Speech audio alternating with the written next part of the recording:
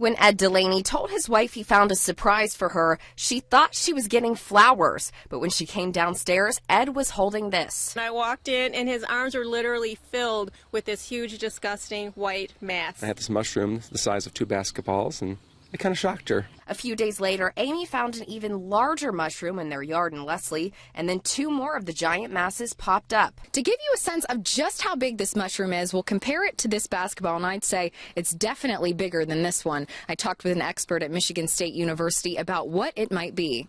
Well, they're pretty clearly giant puffballs, Calvacia gigantea, an appropriate Latin name for these monstrosities. And they are, to the best of my knowledge, the biggest mushrooms in the world. Amy searched the internet for pictures of giant puffball mushrooms to see if any compared to the one in her yard. I hadn't ever heard of anybody finding one this big. And it's very possible no one ever has. I've never seen specimens this big before.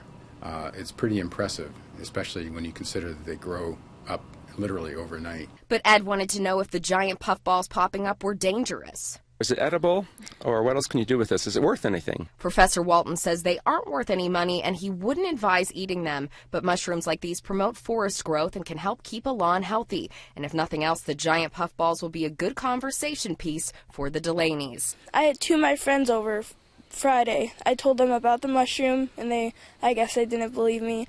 So I showed them and I guess they had second thoughts.